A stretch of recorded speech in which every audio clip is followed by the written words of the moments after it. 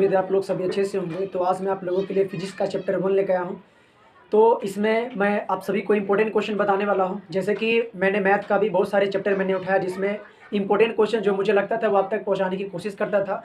तो मैंने फिजिक्स पे अभी तक एक भी वीडियो नहीं बनाया, साइंस पे किसी चैप्टर पे। तो आज मैंने सोचा कि क्यों ना फिजिक्स का चैप्टर 1 जो है इंपॉर्टेंट जितने भी क्वेश्चन है आप लोगों तक पहुँचा दें।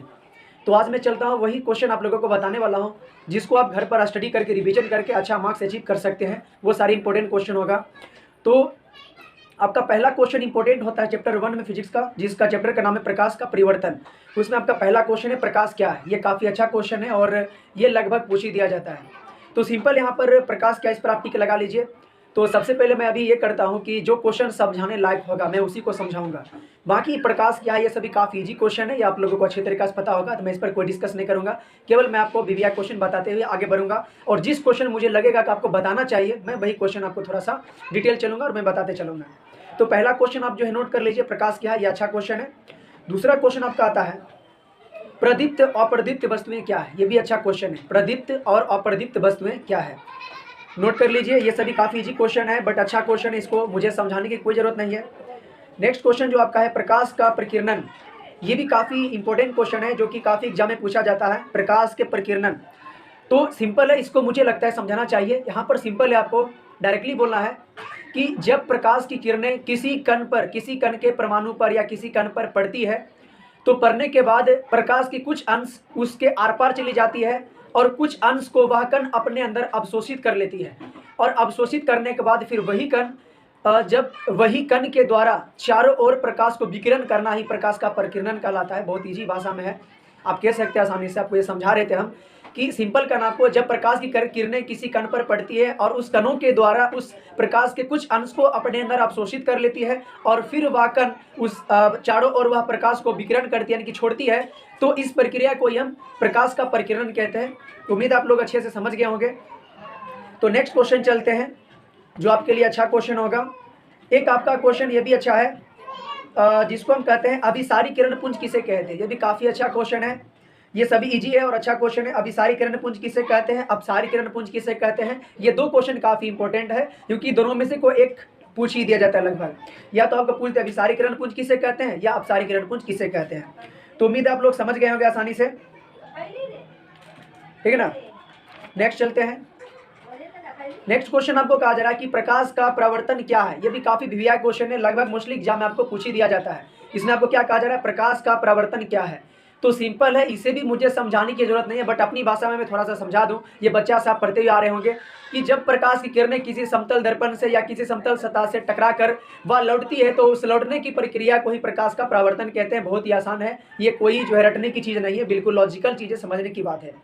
नेक्स्ट आपका कहा जा रहा है कि प्रकाश के नियम को लिखे, यानी प्रकाश के परिवर्तन के नियम को लिखे। तो सिंपल भाषा में मैं कह दूं कि प्रकाश के परावर्तन के दो नियम होते हैं, जिसमें पहला नियम है सिंपल, आप जानते हैं कि जब प्रकाश किरणें परावर्तन जो होती है वो क्या आती है, पहले आपतित किरण आती है, किसी समतल से टकरा करके वापस लौटती है, और इस आपतित किरण, आने वाली किरण को हम आपतित किरण कहते हैं और टकरा करके लौटने वाली किरण को हम परावर्तित किरण कहते हैं। और इस दोनों किरण के बीच में जो एक लाइन डाला जाता है इसको हम क्या कहते हैं, अभिलंब कहते हैं, ठीक ना। तो सिंपल कहना है इसकी नंबर 1 में, यानी कि प्रकाश के परावर्तन के जो दो नियम होते हैं, जिसमें पहला नियम आपका है, क्या आपका नियम है, आपतित किरण और परावर्तित किरण। आपतित किरण और परावर्तित किरण तथा दोनों के बीच डाला गया अभिलंब तीनों एक ही तल पर होता है। ये बिल्कुल सही बात है, आप पिक्चर से भी समझ सकते हैं कि एक लाइन होती है, दर्पण होती है, आपतित किरण और परावर्तित किरण, और दोनों के बीच डाला गया अभिलंब तीनों क्या आती है, एक ही तल पर होती है। ये आपका पहला नियम था। और दूसरा नियम था कि आपतित किरण और अभिलंब के बीच जो कोण बनती है उसको हम कहते हैं आपतन कोण, और परावर्तित किरण और अभिलंब के बीच जो कोण बनती है उसको हम कहते हैं परावर्तन कोण। तो सिंपल बात है, आपतन कोण और परावर्तन कोण। तो सेकेंड जो नियम आपका है उसमें डायरेक्टली आपको कहना है कि दूसरे नियम में कहना है कि आपतन कोण परावर्तन कोण के बराबर होता है, अर्थात कोण आई बराबर कोण आर, यानी कि आपतन कोण को आई से सूचित किया जाता है और परावर्तन कोण को आर से सूचित किया जाता है। इसका मतलब है कि कोण आई बराबर कोण आर होगा। ये आपका प्रकाश के परावर्तन के नियम जो था उसका दूसरा नियम था, ठीक। ये काफी इंपॉर्टेंट क्वेश्चन, इसको नोटिस कर ले आप। तो नेक्स्ट हम चलते क्वेश्चन में, जो आपके लिए काफी इंपॉर्टेंट है। तो वह आपका नेक्स्ट क्वेश्चन इंपॉर्टेंट है, वो आपका है प्रतिबिंब किसे कहते हैं। क्या कहा जा रहा है, प्रतिबिंब किसे कहते हैं। ये भी काफ़ी अच्छा क्वेश्चन है और ये मोस्टली बच्चा इस क्वेश्चन में फंस जाते हैं, तो इसको इजी भाषा में हम समझाने की कोशिश करेंगे। जैसे कि आप एक टॉर्च ले लीजिए और एक टॉर्च को लेने के बाद जब अपने आईना पर, मिरर पर जब टॉर्च बारते हैं, तो टॉर्च बारने के बाद जो है उस आईना से टकरा करके देखते होंगे कि इसका फोकस जो होता है वो किसी दीवार पर या इधर उधर कहीं जा करके आपको दिखाई पड़ता होगा गोल गोल, तो वही होता है प्रतिबिंब। तो हम कहते हैं कि जब किसी बिंदु स्रोत से, आपका स्रोत क्या हो जाएगा, वो टॉर्च हो जाएगा।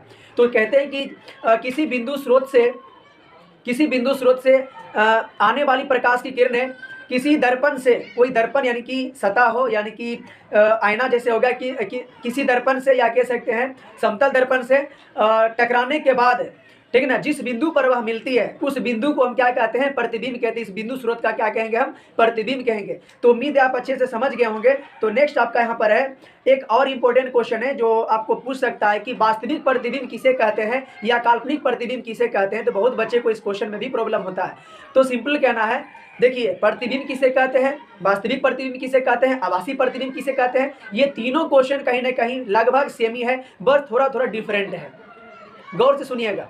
किसी बिंदु स्रोत से आती प्रकाश की किरणें परावर्तन के बाद जिस बिंदु पर वास्तव में मिलती है, तो उस बिंदु को इस बिंदु स्रोत का वास्तविक प्रतिबिंब कहते हैं। तो बहुत ही आसान डेफिनेशन है, कुछ भी नहीं है, बस इसमें इतना लॉजिकल आ गया कि वास्तव में मिलती है। समझ रहे हैं ना, किसी बिंदु स्रोत से यानी कि टॉर्च से आती प्रकाश की किरणें दर्पण से यानी कि आईना से परावर्तन के बाद जिस बिंदु पर वास्तव में मिलती है, उस बिंदु को इस बिंदु स्रोत का क्या कहेंगे, हम वास्तविक प्रतिबिंब कहेंगे। बात करें हम काल्पनिक प्रतिबिंब का, तो सिंपल आपको यहाँ पर इतना याद रखना है, जब किसी बिंदु स्रोत से आती प्रकाश की किरणें परावर्तन के बाद जिस बिंदु से आकर मिलती है, यहाँ पर लॉजिकल ये जिस बिंदु से आपको लाना है, यानी कि कौन बिंदु से आकर के लौट रही है, तो आईना पर जो बिंदु बन रहा है उसी से तो आ रही है ना। तो सिंपल कहना है कि क्या करना है, किसी बिंदु स्रोत से आती प्रकाश की किरणें परावर्तन के बाद जिस बिंदु से, यहाँ पर केवल इतना लॉजिकल डालना, जिस बिंदु से आकर मिलती है, यानी जिस बिंदु से आकर मिलती है, तो उस बिंदु को क्या कहेंगे, जो आईना पर जो बिंदु बन रहा है उस बिंदु को क्या कहते हैं, हम काल्पनिक प्रतिबिंब कहते हैं। बात समझ आ गया। उम्मीद आप लोग समझ गए होंगे वास्तविक प्रतिबिंब किसे कहते हैं और काल्पनिक प्रतिबिंब किसे कहते हैं। चलते नेक्स्ट इंपॉर्टेंट क्वेश्चन में। वो आपका नेक्स्ट इंपॉर्टेंट क्वेश्चन यहाँ पर ये है,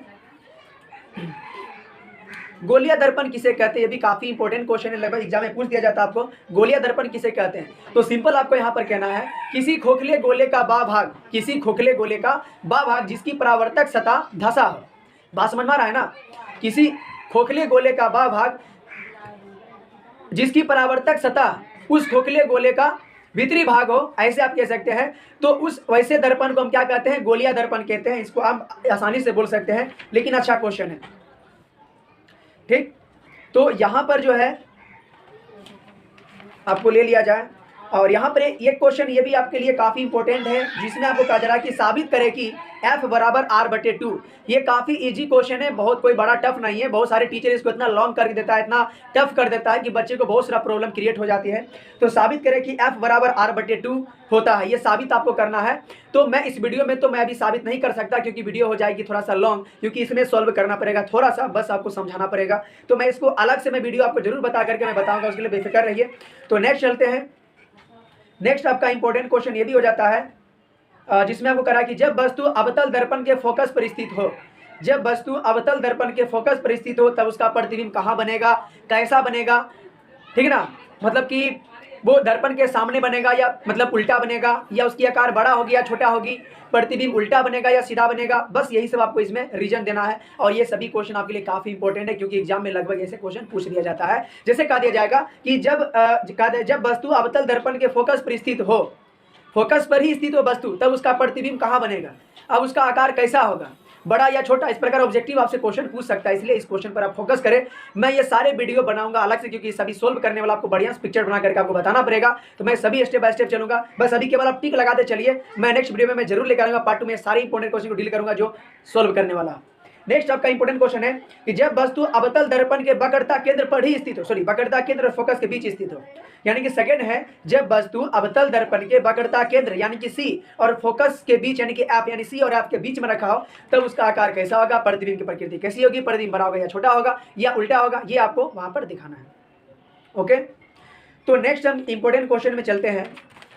तो नेक्स्ट आपका इसमें जो है अवतल दर्पण के उपयोग को लिखे। काफी इंपॉर्टेंट वीवीआई क्वेश्चन मान लीजिए इसको, क्योंकि ये दोनों क्वेश्चन वीवीआई है, अवतल दर्पण के उपयोग को लिखे या उत्तल दर्पण के उपयोग को लिखे। लेकिन मोस्ट इंपॉर्टेंट इसमें क्या है कि अवतल दर्पण के उपयोग के लिए काफी इंपॉर्टेंट क्वेश्चन है। तो सिंपल मैं बता दूं, एक लाइन में, ये सारे बच्चे को पता ही होता है। तो अवतल दर्पण एक ऐसी दर्पण होती है जो किसी वस्तु का पिक्चर जो होता है वो थोड़ा सा जूम करके थोड़ा सा बड़ा करके दिखाता है, तो ऐसी दर्पण को हम कहते हैं अवतल दर्पण। तो सिंपल यहाँ पर है, इसका उपयोग नंबर 1 में आप लिख सकते हैं कि अवतल दर्पण का निम्नलिखित उपयोग है जो इस प्रकार है। नंबर 1, इसे दाढ़ी बनाने में किया जाता है। अवतल दर्पण का उपयोग दाढ़ी बनाने के रूप में किया जाता है।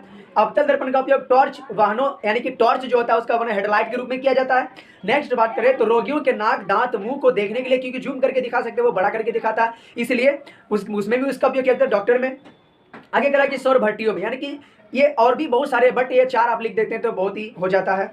तो सिंपल है, उत्तल दर्पण के उपयोग के लिए, तो उत्तल दर्पण के निम्नलिखित उपयोग है जो इस प्रकार है। नंबर 1 कहा जा रहा है टेलीस्कोप यानी कि दूरबीन वगैरह जो होता है उसमें उत्तल दर्पण का ही उपयोग किया जाता है, क्योंकि उससे जो है जब कोई वस्तु देखिएगा, किसी कैमरा को आप ले लीजिए और कैमरा में जब आप फोटो खींचते हैं किसी का, तो सामने जो व्यक्ति बैठा होता है वो बड़ा होता है, बट जब कैमरा से आप देखते हैं तो वो काफी छोटा छोटा दिखाई देता है, ठीक है ना। तो इसका मतलब है कि उसमें जो लेंस लगी होती है वो क्या था, आपका उत्तल दर्पण होता है, तभी जाकर के वो छोटा करके आपको दिखाता है। ओके, सेकंड है आपका साइड मिरर ग्रुप, यानी कि गाड़ी जो होती है, गाड़ी के साइड मिरर ग्रुप में जो होता है पीछे देखने के लिए जो आईना लगाया जाता है वो आपका उत्तल दर्पण होता है। इसलिए लगाया जाता है उत्तल दर्पण क्योंकि उत्तल दर्पण का काम ही होता है कि पूरे एरिया को, ज्यादा एरिया को दिखाना, यानी कि छोटा करके छोटे सभी एरिया को पूरे दिखाना, यानी कि पीछे से दूर भी कोई वस्तु आ रहा है तो उसको आप आसानी से उत्तल दर्पण में आप देख सकते हैं, इसलिए मिरर के साइड मिरर ग्रुप में इसका उपयोग किया जाता है।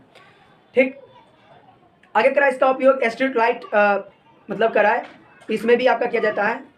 तो आगे यहाँ पर जो है इंपॉर्टेंट क्वेश्चन की मैं बात करूँ तो दर्पण सूत्र क्या, यह भी काफी इंपॉर्टेंट क्वेश्चन है, यह भी आपको एग्जाम में पूछ दिया जाता है। तो सिंपल आप लोगों को पता होगा कि 1/f बराबर 1/v प्लस 1/u, ये जो है यही तो आपका दर्पण सूत्र है। और इसी को बस केवल लिख देना है कि गोलीय दर्पण के लिए वस्तु की दूरी u, प्रतिबिंब की दूरी v, प्रतिबिंब दूरी v और फोकस दूरी f, इनके बीच के संबंध को गोलीय दर्पण कहते हैं, अर्थात 1/f बराबर 1/v प्लस 1/u, ये आपका जो है दर्पण सूत्र प्रूफ हो जाता है। ओके, आगे करा कि आवर्धन क्या है, ये भी मोस्ट इंपोर्टेंट क्वेश्चन है, आवर्धन क्या है, तो इसको भी आप जरूर देखें क्योंकि ये सभी जो है आपको पूछ सकता है। इसमें से मैं जितना क्वेश्चन बता रहा हूँ इसके बाहर नहीं आ सकता, ठीक ना, क्योंकि ये सारे इंपॉर्टेंट क्वेश्चन होता है, यही एग्जाम में पूछा ही जाता है इस टाइप का क्वेश्चन। तो इस क्वेश्चन पे आप ज्यादा फोकस करें, इसको ज्यादा याद करने की कोशिश करें, समझने की कोशिश करें, रटना कम लेकिन समझिए ज्यादा, क्योंकि साइंस होता है समझने की चीज।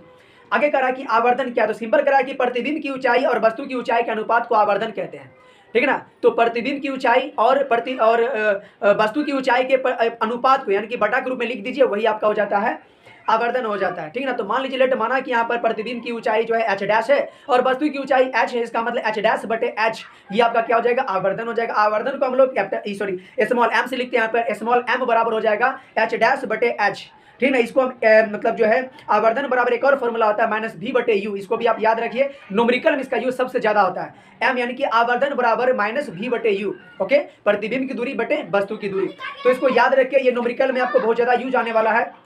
ये सभी काफी इंपॉर्टेंट क्वेश्चन है। मैं आज न्यूमेरिकल तो नहीं बता सकता, बट न्यूमेरिकल भी काफी अच्छा होता है, क्योंकि न्यूमेरिकल भी आपको ऑब्जेक्टिव में छोटा न्यूमेरिकल ही हो, बट ऑब्जेक्टिव में न्यूमेरिकल आपको दे दिया जाता है, ठीक है ना। तो आपको पहला चैप्टर में इतना क्वेश्चन तो काफी हो जाता है, क्योंकि पहला क्वेश्चन से ज्यादा नहीं उठाता है क्वेश्चन, बस वही 4-5 नंबर का क्वेश्चन उठाया जाता है, तो इसमें ज्यादा देखने की जरूरत नहीं है। मैंने आपको जितना क्वेश्चन बताया इसको रिवीजन जरूर करें, ये सारे सभी इंपॉर्टेंट क्वेश्चन था, ठीक है ना। और बात रहा कि लॉन्ग क्वेश्चन 1-2 को मैंने अभी छोड़ा है, जिसको मैं पूरे डिटेल में नहीं बताया, तो मैं सेकंड जब वीडियो लाऊंगा चैप्टर 1 के लिए, तो उसमें आपको f बराबर r/2 प्रूफ करेंगे। उसके बाद जो है जब वस्तु फोकस और वक्रता केंद्र के बीच हो तो प्रतिबिंब कैसा बनेगा, कहां बनेगा, इसको मैं इजी में आपको बताऊंगा कि आप आसानी से उसको बना सकते हैं और खुद से निकाल सकते हैं, तो मैं इसको बताऊंगा। और दूसरी है न्यूमेरिकल, तो न्यूमेरिकल भी आपको कुछ हद तक बता दूंगा जो कि एग्जाम में जिस टाइप का आता है, तो वो सभी मैं बताने की कोशिश करूंगा। और सेकंड वीडियो में, तो सेकंड वीडियो का वेट करें, इस वीडियो को ज्यादा शेयर करें अपने दोस्तों के बीच। अगर वीडियो अच्छा लग रहा है तो प्लीज एक सब्सक्राइब कर दे, अभी तक सब्सक्राइब अगर नहीं किए तो, और लाइक तो जरूर करें, क्योंकि आपका भाई आपके लिए बहुत मेहनत करता है, और आप एक लाइक से मैं बहुत ज्यादा मोटिवेट होता हूँ और अगले वीडियो बनाने की क्षमता होती है और मुझे बहुत खुशी होती है, ठीक है ना। तो सेकंड वीडियोस का इंतजार करें, तब तक के लिए जय हिंद, जय भारत।